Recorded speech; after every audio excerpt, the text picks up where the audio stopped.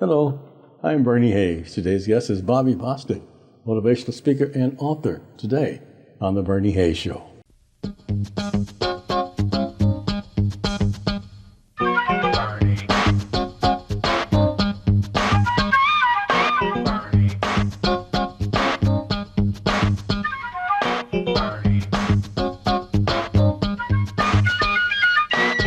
Welcome back. I'm Bernie Hayes. My guest is Bobby Bostic. He's an author and motivational speaker. Bobby, welcome to the show.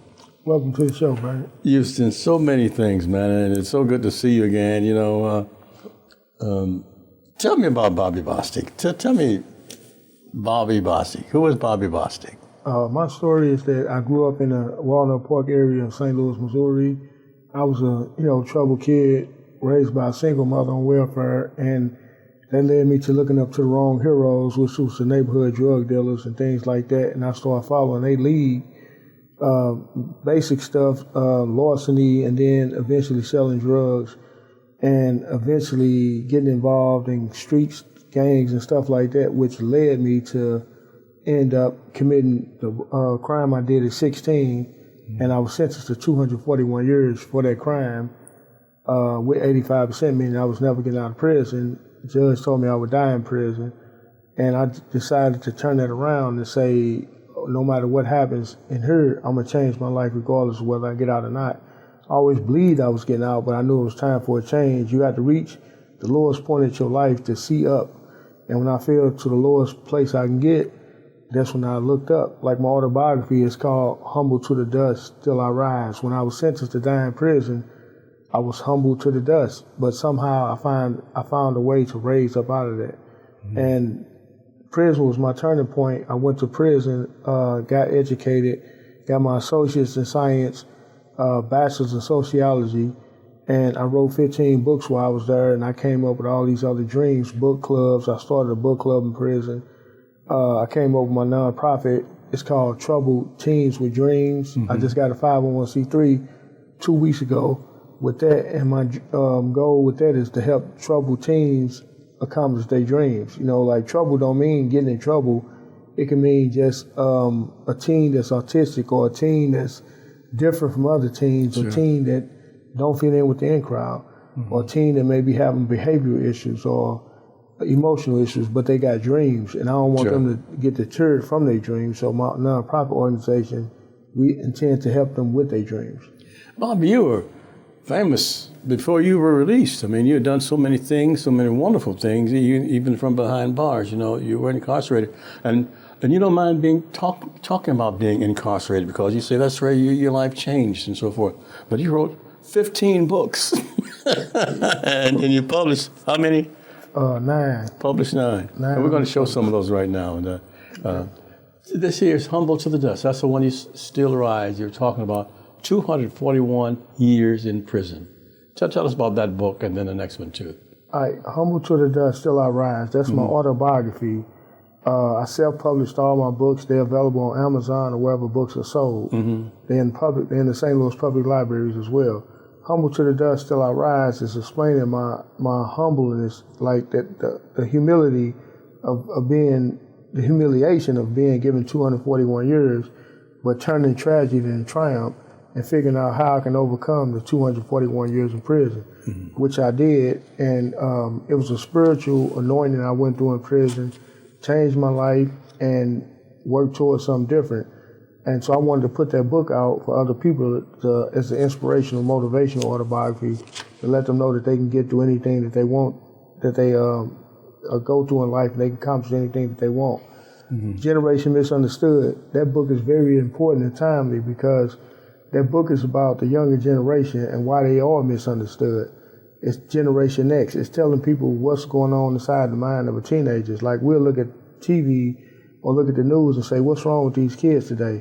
Well, that book goes into depth explaining why kids develop the way that they do, how they raised by the media, mm-hmm. How they was never taught morals, how you got babies having babies, teenagers, drugs and guns, victims of circumstances. It's just explaining overall what's wrong with this generation. But most importantly, each one of my books always got solutions to the problem. I don't just point out the problem.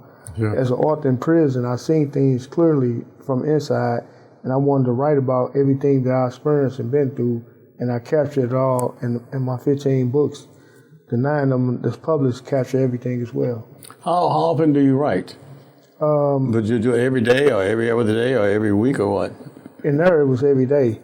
Out here, it's like every week, or if I'm asked to write a particular article, I got essays on the Marshall Project, a lot of online international platforms that I write for. Okay. Let's look at a couple of other books and talk about them. Here, Life Goes On, Inside Prison, and Times, Endless Moments in Prison. Tell us about these 2 books, Bobby. Life Goes On Inside Prison. It captures the prison. Like, that's the first book I wrote about prison. That was my 3rd book. I just wanted to tell the world that even though we go to prison, we still a part of families out here in society. We pay taxes in prison. We still human beings. I just wanted people to know that what goes on inside prison, because a lot of people, 80% of people will be released from prison back into your community. So you need to know what's going on with these people, why they sent away, and what happens in that world. You got 2 million people in prison in the United States, and we need to know what's going on in there. And a documentary can't capture it like a book can. A book goes into more depth on the mental, emotional aspect of prison. And in my book, Time, Endless Moments in Prison, I'm explaining art in prison, the redemptive power of art. I'm explaining how families do time with the prison also, because the prison don't just do time alone. The family also go through the financial hardship of going to see them, accepting calls, visiting, sending mail to the prison. Kids being raised without their parents, it has a great impact on kids while they act out in school and other things, because if your mother or father missing from your life and they're in prison, it has a great impact on the family as well. So you're saying when you do time, the whole family does time? Yeah, it's a chapter in Life Goes On Inside Prison called How the Spouses and Family Do Time with the Prison also. We do time, like right now, if I'm out here, I'm doing time with people that's in prison because I can relate and my family can relate, because they spending money on lawyers, phone calls, everything they can to get me out of prison because I'm a part of their family. Sure. And when I'm not there, my presence is greatly missed. But not in the book, Humble to the Dust, Still I Rise, it says you bought your first car when you were 13 years old.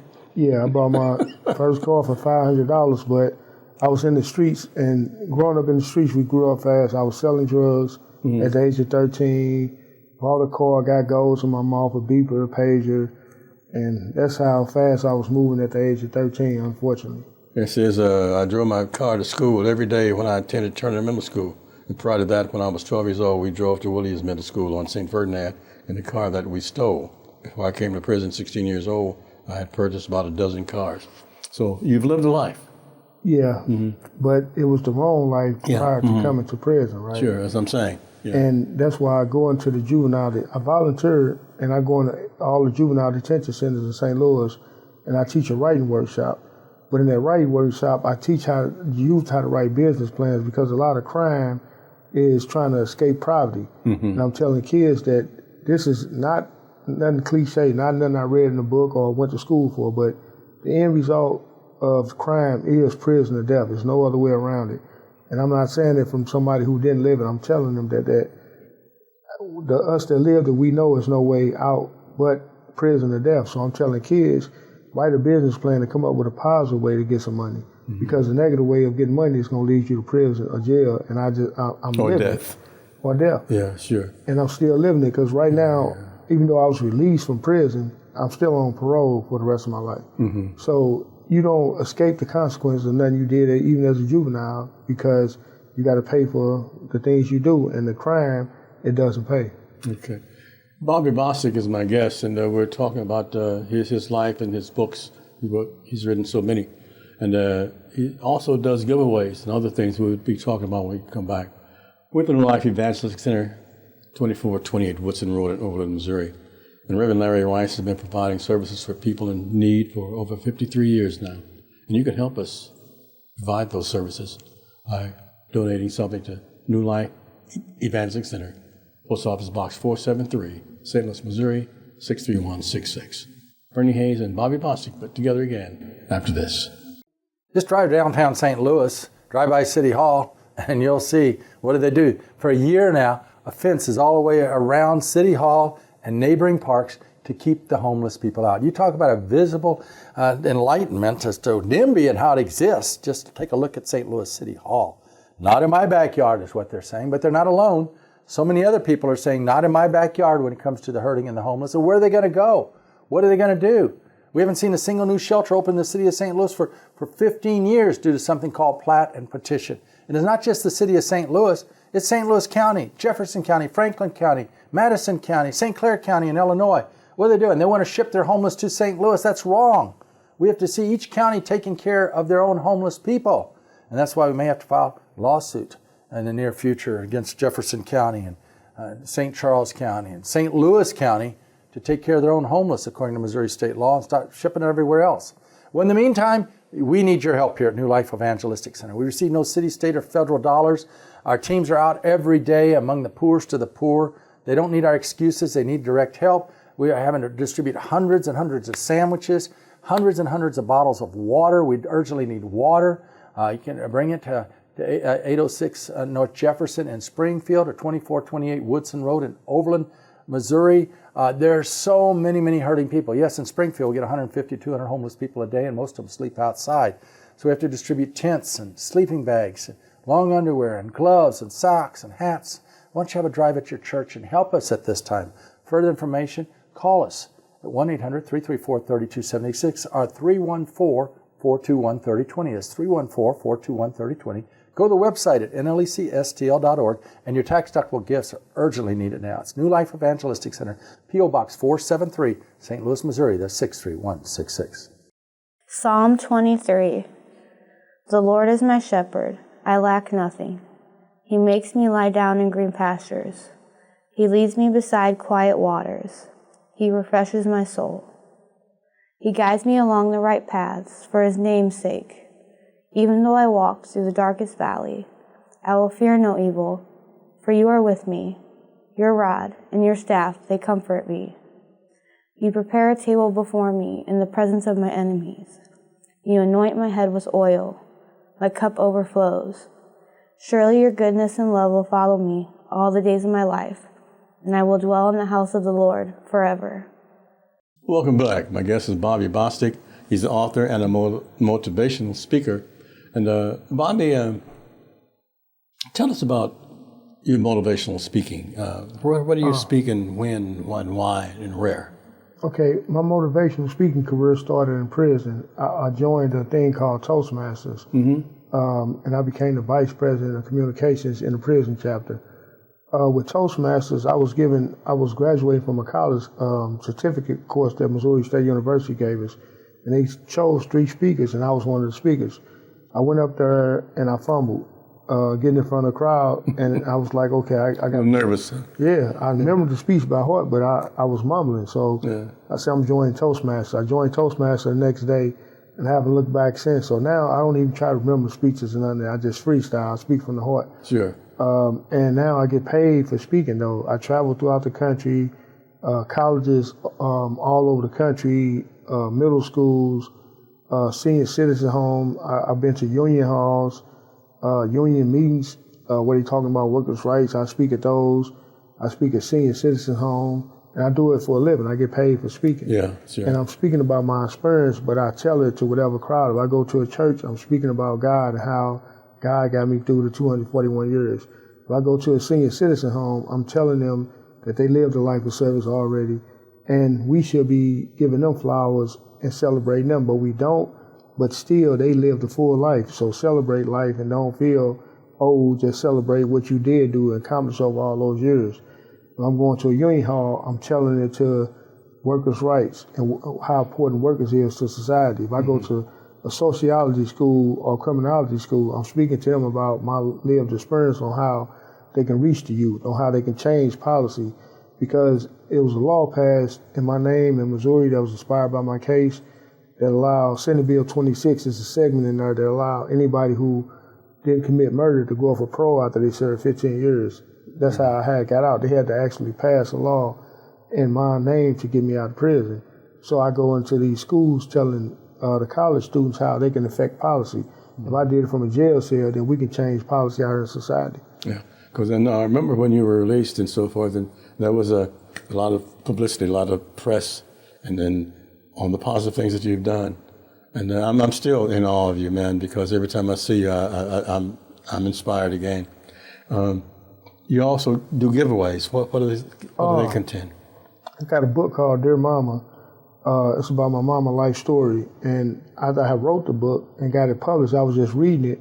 And I came to the point that what she gave charity. And I was like, man, I don't want her legacy to be a book. I want to continue on her legacy. So I started a nonprofit, me and my sister. It's called Assistant Mothers Association. It's called Dear Mama.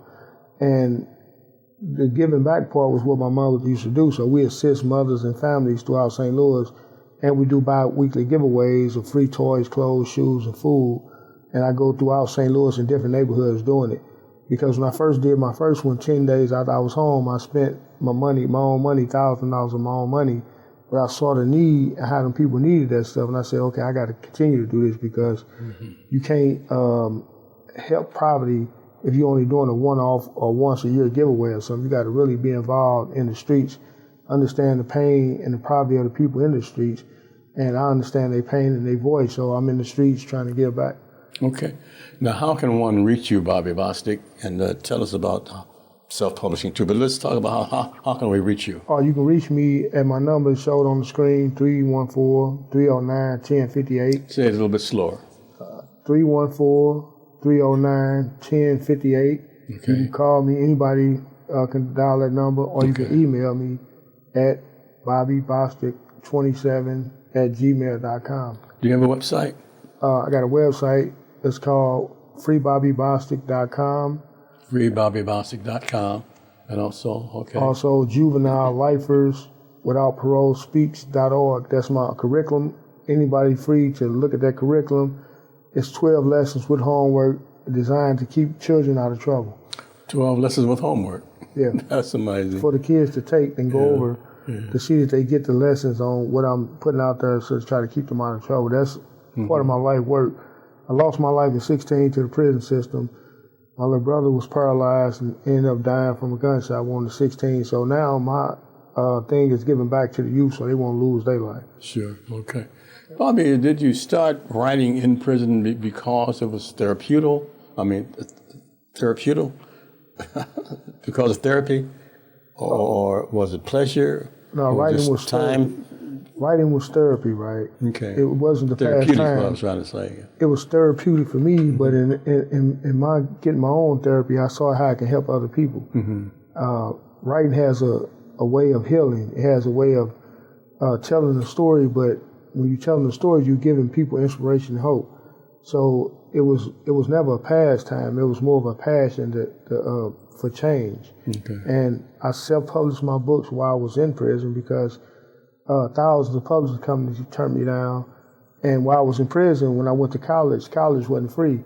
So I wrote thousands of letters until I found ordinary citizens that funded $28,000 for my college fund. Wow. And I wrote thousands of letters to lawyers, and no luck until finally St. Louis University took my case for about 6 years, and then they got off my case, and then the ACLU came, and we got the law passed, and that's how I got out of prison. But it was always nothing but pen and paper. I had nothing but a stamp and envelope, and I reached out to thousands of people on 3 frontiers, trying to get my books published, trying to get out of prison, trying to go to college, and I succeeded in all 3. I ended up going to college and prison, got my degrees. I ended up getting my books self-published, and I ended up getting out of prison. So that's great. The power of pen is mighty. Okay. Let's listen. We have 2 books you want to show again. Tell us what these are. Okay, Mind Diamonds, Shining on Your Mind. Mind Diamonds is meaning that inside our minds is the greatest jewels. We like to wear jewelry on the outside and show our diamonds, but the diamonds in the mind is priceless, and those are the greatest diamonds. That's why I said Mind Diamonds, Shining on Your Mind. The last book is called Make History While Remaking Yourself. That's the last book I just published 2 months ago. That book is, the title it's kind of self-explanatory, but at the same time it ain't. That's why I go into more detail in the book. You can make history while remaking yourself. Just say if if we were just celebrating the media career of Bernie Hayes, for instance, right? And we wanted to name a great street, a long street, Woodson Avenue. Just say we wanted to name Woodson Road the Bernie Hayes Road. Mm-hmm. We would have to make history while remaking ourselves. You were a historical radio media personality in St. Louis, so we would have to go through the channels, through the city councils in these different municipalities that Woodson run down. We would have to petition aldermen, mayors, et cetera, to get this street named after you. We remaking history while remaking ourselves. Now, on another aspect, on a personal level, just say if you was 800 pounds and you lost it and now you're down to 200 pounds, you made history by being one of the biggest people, and now you lost that weight, but you had to remake yourself in the process. Mm-hmm. So that book is just telling people to remake themselves, but do something historic in the process. Okay. How do you come up with the titles and the subjects you write about? Sometimes it's old sayings, like I brought you in this world and I'll take you out. You know how our parents used to say that, right? Yeah. But they weren't really saying to kill us. They didn't mean to harm us. They were saying that I brought you into this world good, and that's how I want you to go out of this world. Tomorrow brings a better day. All these old sayings, I hear them, and I take them and write a book about it. I'll write a title about it. I want to come back and finish that up with you. We're at New Life Evangelistic Center. We're at 2428 Woodson Road in Overland, Missouri. Bobby Bostic is my guest, and Reverend Larry Rice has been 53 years in producing things and making people over, and the key to it is called New Life, and that's what he does. He provides so many people with new life. With Post Office Box 473, St. Louis, Missouri, 63166. I'm Bernie Hayes, back with Bobby Bostic after this. It takes many partners to operate New Life Evangelistic Center. We're a large ministry operating and serving so many people all throughout Missouri. And so we appreciate so much Bernie Hayes and his many years of dedicated service to people who are experiencing homelessness all throughout Missouri. But we need people like you to partner with Bernie Hayes and with New Life Evangelistic Center to make a real impact in the lives of people who are hurting now. In a very practical way, you are being the hands and feet of Christ in the streets of St. Louis and Springfield, Missouri, and beyond. So I want to thank everyone who is partnering with New Life Evangelistic Center. I want to challenge you to get involved today for the glory of God and the good of others in our community. Thank you so much.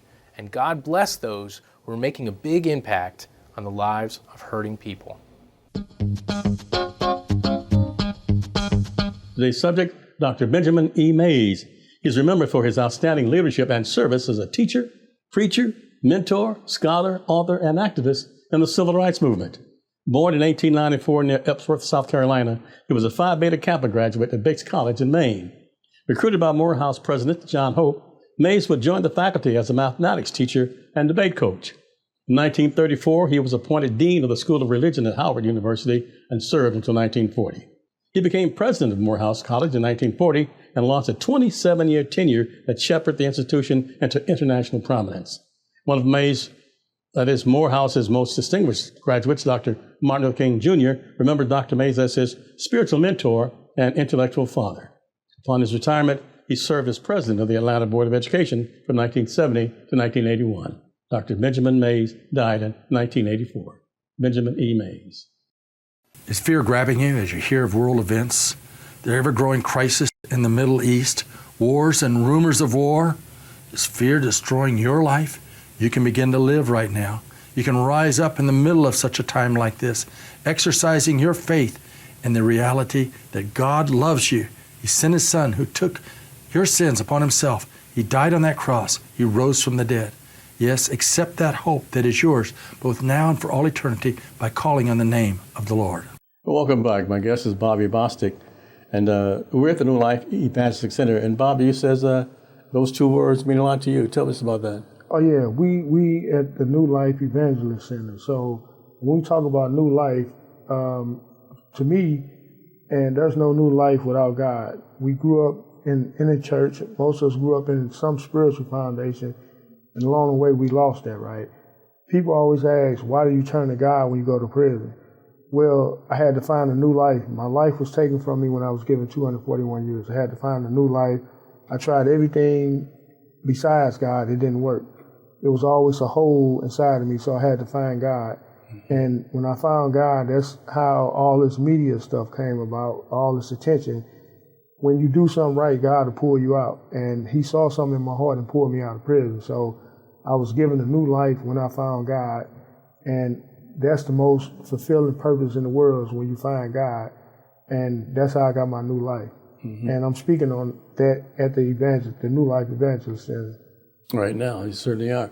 And once again, we were talking about how you chose your subject matter for your books.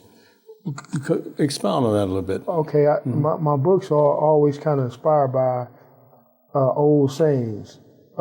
They call oldies or adage, which is an old saying, old wise saying. I would take those things and I would expound on them. I read history and I follow history because history is our greatest teacher. And what you learn from history is that we have come so far as a human race, the electricity, how we talking right now in this interview, things the humans couldn't dream of hundreds of years ago, how we speed in these cars, but at first it was horses. So all this stuff will make you appreciate life more. And I write about the appreciation of life, the hardships of life, but getting inspiration on how our ancestors, pioneers, the people who came before us made it easy for us now. What's the future for Bobby Bostic? The future for me is expanding myself on the giveaways, helping people, touching more youth nationally, and also just giving back. Because when you take a lot, you got to give back, and people help you, so you got to help others along the way. Do you have to register with you to get anything, or how do you give away, and who's qualified to receive your gifts? My giveaways, they done bi-weekly in St. Louis City and County. There's no registration, there's no qualification. Anybody can come and get the free things that we're giving out.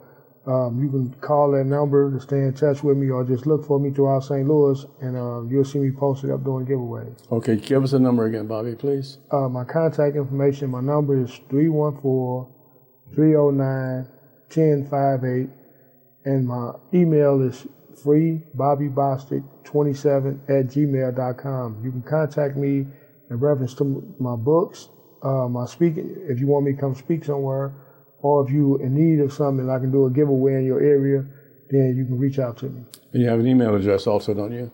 Yeah, my email address is bobbybostic27@gmail.com. I look forward to hearing from anybody who need help or need my speaking services. So Bobby, as we're closing, tell us how you feel when you're giving back.